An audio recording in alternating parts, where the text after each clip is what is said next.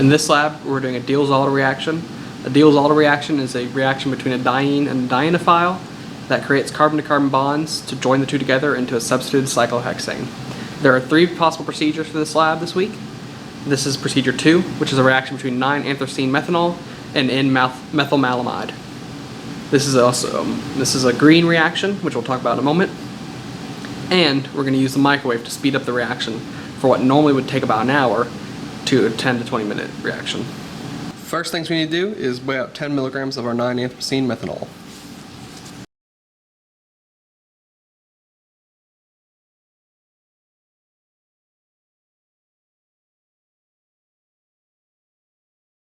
Alright, we'll let that settle a little bit, and we'll go with 0.011 grams or 11 milligrams.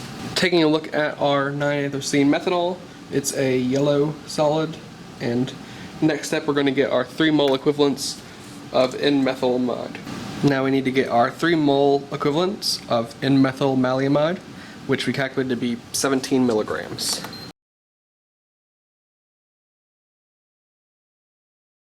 It's a little bit over, but I think that's about as close as we're going to get. We'll let it settle out and get our mass on it.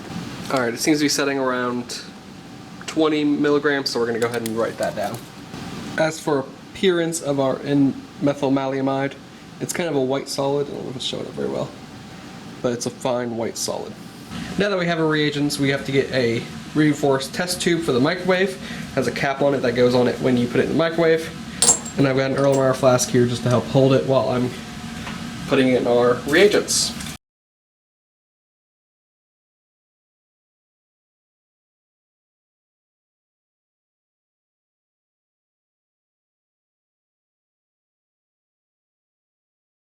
Now that we have both our solids in there, as you can see we got our yellow solid and our white, we need 7 mils of distilled water.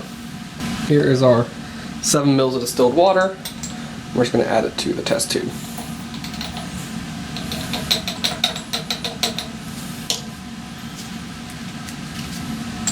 Alright, I'm going to go ahead and put the lid on it for a second.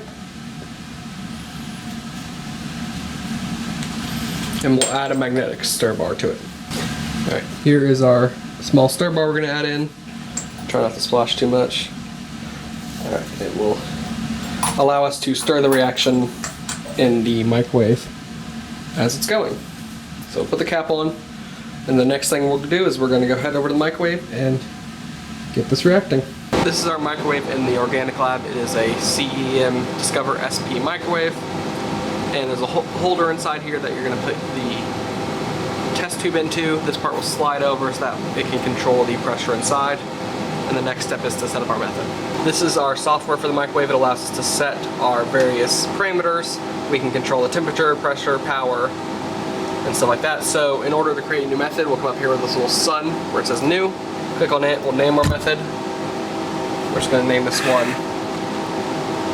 362 lab Diels-Alder. Alright, so we have a couple options here. We have standard, dynamic, power cycling, fixed power, and some other ones. So the standard is going to allow us to choose our temperature and hold time, but we also want to choose our pressure in this one. So we don't want any, we're going to go to dynamic. We don't want any pre-stirring. We want our temp to be 200 degrees Celsius for 2 minutes, and our pressure to be at 200 psi, and then we can ignore the power and all the stuff. We want our stirring to be, keep it on high for now. And so if we press OK, we'll save our method. It shows up here under methods. We now have it selected. This is showing us what method we currently have selected, and these will change as we go throughout the reaction. Alright, so now we're going to take our reaction test tube and put it in this little holder here, and now we will start up the instrument. Alright, back to the software. In order to, we got our method all selected, you just press the play button and it will start up the instrument. So as I press play here, it will close that up over top and begin to temperature and raise the pressure. Alright, as it's going, you can watch your pressure and temperature on these glasses. It will probably beep a couple times while it's going. Alright, so as you can see, it is raising our temperature to the 200 that we set it at, and our pressure to that as well. You can watch on the graphs underneath as it's showing in real time how it gets there.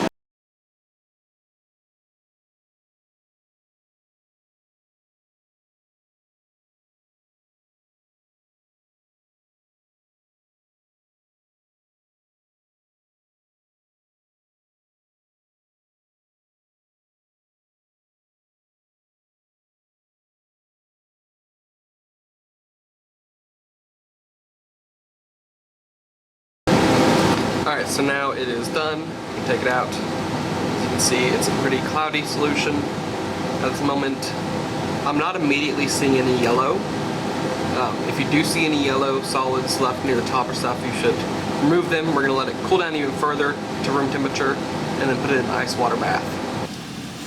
Alright, so now that we've let our test tube come to room temperature and then we've cooled it in an ice water bath, we're going to centrifuge it for a few seconds.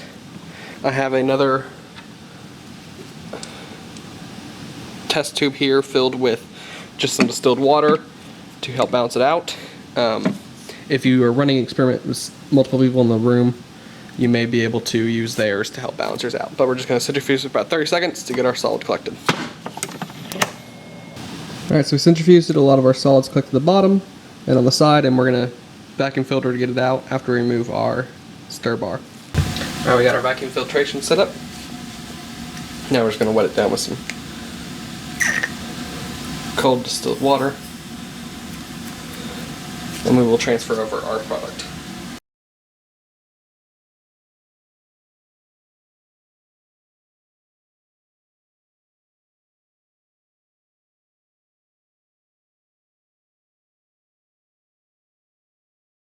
Alright, so we got some solid up top. We'll go ahead and let it dry as best it can, then we'll get a mass on it, a mass spectrum, and a melting point. Alright, so we have our product off the vacuum filter. Can't really see, there's not much of it, but it is a slightly yellow solid, so that means there may still be some of our starting materials in there, but we're going to go ahead and scrape it off and get a mass on it.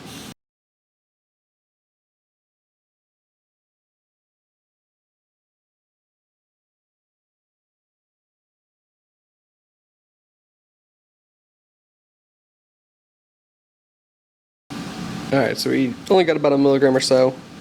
It's still definitely there, it's just not very much of it. This will be enough to get a melting point on and a mass spectra. Advian expression mass spectrometer here in the organic instrument lab. What this is going to allow us to do is to detect the mass of our product and help determine if we created the correct product. What's really nice about this mass spectra compared to some of the ones we have connected to the gas chromatographs in the department is it is an APCI port, which means it is at atmospheric pressure. It's chemical ionization, so all our masses will be added by 1. And then we use an ASAT probe, which allows easy sample prep. Alright, so when you log onto the computer, you're going to click Advian Chem Express, Chem MS Express. We're going to put in the username and password, which is on the computer for you.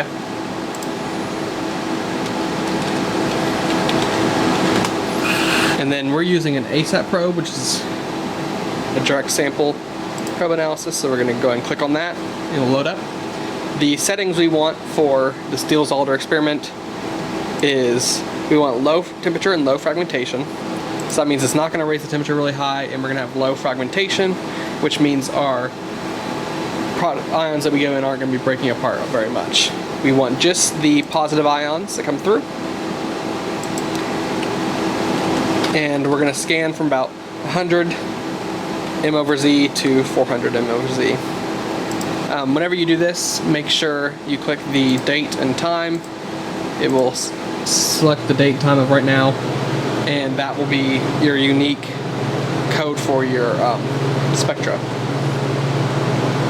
So, now that we got this all set up, you can go ahead and press operate to get it in ready to acquire.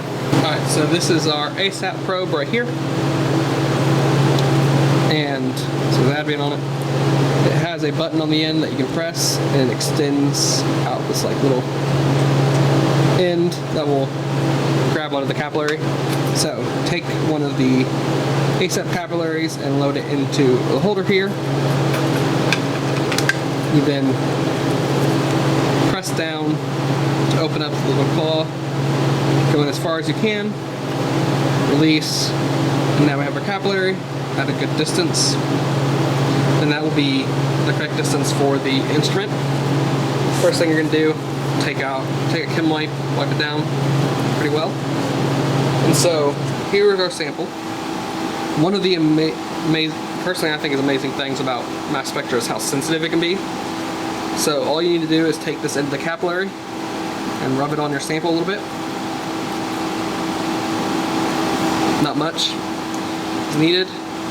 And a good rule of thumb when using this probe is if you can see something, it's too much. So we're going to go ahead and wipe down again the probe, and as long as you don't see anything, you should be good, and we'll get it loaded into the machine. Alright, so when we're ready to put our probe in the instrument, we will take out this little cap. You'll hear some gas escape, and you'll just put this in all the way, and that will start detecting. But before we do that, we want to get it detecting a little bit and let it run for a minute, for a couple seconds, and then we'll put in our sample. Alright, so I'm in the Advient Chem Express software. This is the instrument setup we just had. Press your date and time. We've already clicked the green button to set it into operate mode. So the next button you're going to press is this play button to start acquisition. It's going to start detecting. You'll see the graphs in real time. On our right is our mass spectra. On our left is our TIC, which is our total ion count. And we should see that spike up pretty big once I insert the probe in. So we'll go ahead and take the cover off, and I'm going to insert the probe all the way. And as you can see, we get a really big spike. And it looks like our major peak's about 320. But we will let this run for a little bit until our peak settles down over here on the total ion count. Once it starts to lower back down, it means we've detected all of our sample that's on there, and we can take out the probe. Alright, so our TIC spectra over here on the left is starting to go down, so we're going to go ahead and take out our sample. You'll see it drop again, and our spectra on the right can come kind of crazy again. When we view our spectra, we'll be able to choose just a certain region and look at that.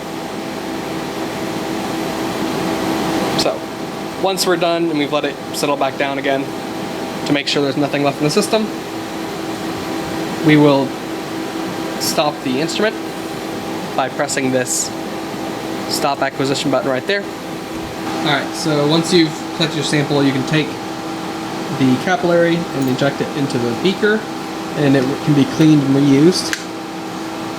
But now we will take a look at our mass spectra and analyze it. Alright, so when you're ready to look at your data, you're going to click this Data Express in the bottom right corner, and it will open up the Data Express program. So the first thing we need to do is we got a lot of noise here, so we need to just choose our, just right here where we got all of our product. So to do that, we'll do background. You click and drag to select the background, and then you'll click and drag again to select the area you want to measure. Alright, now that we've selected just the region we want in our TIC, which is our total ion count, again, this is just all the electrons, or all the ions that are hitting the detector at any given point in time. And on the bottom here we have our mass spectra. So our mass spectra is at this moment in time, so averaged over this period of time, what masses of ions were detected. So we have what's called a quadrupole mass analyzer in there, which is going to separate our ions based on mass. And it gives us a readout of in percentage of intensity of how many of the ions detected over this period of time were that mass. So we have a really big peak right here. This is called our base peak. Your biggest peak is called your base peak. And that just means this is what the majority of things came through. Often in a normal non-low fragmentation mass spectra, you'll see other peaks from all the fragmented ions. But in this case, we selected low fragmentation, so we're not giving it too much energy, so that's going to break apart. We're not raising the temperature really high, so it breaks apart. We want just the whole sample to come through. So in that case, we have about, it says 320.3. So that lines up with what we expect of our product, plus 1 to its mass.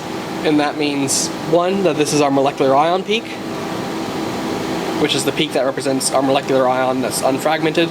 And this shows that we did create our product. So next step, we're going to take what we have remaining, get a melting point on it to further confirm that we did create the product we wanted to create. Alright, so now we are going to get a melting point, same as you did in organic 1. You can get a fast melting point if you want. I would also look up the melting point of your product, and you can start that a couple of degrees down as your ramping point. Alright, so we'll go ahead and get some in a melting point capillary, and then get the melting point range on it. Alright, so our product melted around 230 degrees Celsius, about like 230 to 232. So with this information and the mass spectra, it confirms that we did create our product, even though we didn't create much of it, but it was a positive that we created it.